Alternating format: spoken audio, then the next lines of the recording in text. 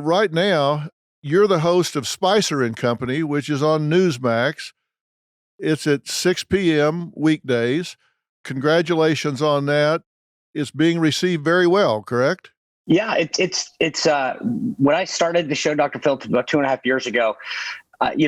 We were a nascent channel. We were the fourth or fifth show on the network, and the first time I got my ratings, I'm sure you're very familiar with this. I looked down at the number and I was just like, okay, that's it. I think, and over the last 2.5 years, is this a years, typo, right? I was like, are we missing a number in there?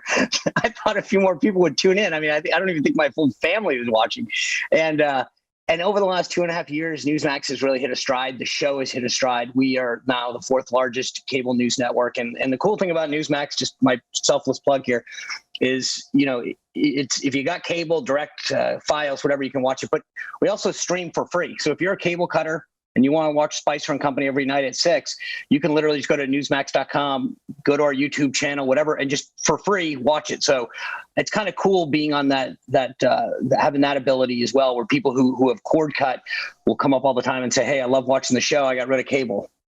Well, tell people what they're going to find when they tune in. What's the tone of what they're going to hear? So it's interesting you use the word tone. I think we have probably the most informative political show on cable, and I don't mean to brag on that, but I'm the only person that hosts a show that was in the game, right? It's the way I sort of look at it is, it's like when you're watching a sporting event and one of the people doing color commentary is a former athlete, and they're telling you what was going on in the game, what it's like for, what they're giving you their experience. When I look at politics, I've been the White House press secretary, 23 years in the military, 6 years at the RNC, and countless numbers of campaigns. So instead of speculating what's going on, I can tell viewers, hey, at this point in the campaign, this is what's happening. This is what this poll number would signal or whatever. So we give people, I think, a unique insight. But going back to the way you phrased the question, we sort of look at Spicer and Company as an opportunity to have civil discussions. We've never yelled at a guest. We are very honest about where we come at stuff. But I've had some of the biggest liberals on our show who love coming back because we want to engage in a really insightful discussion. And I think there's plenty of places you can go if you want to see a food fight on television. But what I want is a viewer to walk away saying, I learned more about politics or how government works than anywhere else. And I heard a really good constructive argument. So the tone of our show is civil, it's respectful, and it's informative. You would agree that you're right, not left on the political spectrum? Proudly. I'm a very proud social and fiscal conservative. And that's what, I'm very open about that. I don't think anyone who's read the first 2 or 3 lines of my bio, I think, would get that. But I'm very proud of it. And that's what I mean, though, is I'm open about the bias that I come from it. But I want to know why people from the other side or from a differing opinion believe what they do. So that's why we'll have on guests that completely are diametrically opposed to maybe a position or a policy, because I want to suss that out and say, okay, how do you defend this? Or why am I wrong when I say X? And so I think, but being open about where I come from I think helps the show because people know what they're buying. Well, help me with this, Sean, if you will, because I'm looking at this from a psychological perspective, and it's really frustrated me, particularly in the last, I don't know, I haven't timelined it out, but I'll say the last 5 or 10 years, and it's getting worse by the minute, probably since I walked through the door today. But we don't seem to have the attitude that you're describing, where the right's willing to listen to the left's willing to listen to the right now. I saw a study recently that 1/3 of college students felt like it was okay, in fact, the thing to do, to yell down speakers that you disagree with, as opposed to listening to them, having an intelligent debate, learning why they think the way they do.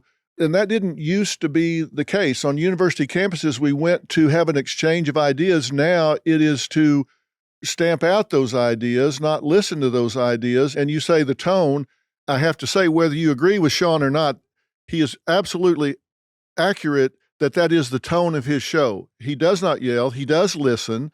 He gives them the opportunity to say their side of the argument, and he may disagree with it vehemently, but respectfully. Yep. Why do you think we've lost that? I'll get to it, but it's funny you bring up college campuses. I've spoken at probably 15 to 20 college campuses in the last year and a half. Well, actually, I forgot about COVID. Probably now 2 years, 3 years. Everything from the University of Pennsylvania to Berkeley. I think it's become cool. It's the new. It's what the left is teaching folks to do, in particular. And I know there's some folks that aren't as respectful on the right sometimes, but it's the college campuses are where it starts. I think social media is a huge influence in this. People feel like they can do it, get away with things that they couldn't if they were talking to your face. And I think on college campuses, I remember I went to one of the schools and I was doing the pre-brief with the administrators and stuff. And I said, can you walk me through your policy about what happens if someone makes an outburst? Because unfortunately, that's become the norm. And they said, well, the first time we let them say their thing. The second time, we ask them to respect their thing. And then the third time, and I said, wait, so you're telling me that they get 3 bites at this before, because that you do anything? And the guy's like, well, it's about free speech. And I said, well, it's not about free speech. It's about respect. I mean, there are people in the audience that are there to engage, to ask a question, to listen. So it's not about just that one person in a 500-person room who gets to dominate. But unfortunately, that's the culture that's being fostered, especially among folks, younger folks on college campuses and high school. That's something that they're taught is an okay behavior. And I think that the left in particular gives voice to that. It teaches them to stand up and to, it's when you look at the protests that are going on about public policy, what's going on in the Supreme Court, it's not the right that they're putting up the fence for. It's because the guys on the left aren't happy. When Trump was elected, I can't believe the amount of security that was put up around places, the number of schools that were canceled and told people, oh, you need to take a day off. And there is I think a fostering of this behavior and of this attitude on the left that this is how you behave now, unfortunately. And it was that way when I was in the press briefing room, that the reporters thought it was okay to be disrespectful to each other and yell over another person, to disrespect a colleague, as long as it got them attention. And we reward that on social media. We say a clip goes viral, a tweet goes viral when somebody does an outrageous thing. It's not considered rude anymore. I mean, the way that my mother and father raised me, that would have got me sent to my room. Now we sort of give them a cable contract if they do that. And you've been the focus of that as well. Yeah. You've had people attack you and the things that you said. You said you're the one person on the air that's been a player in the game.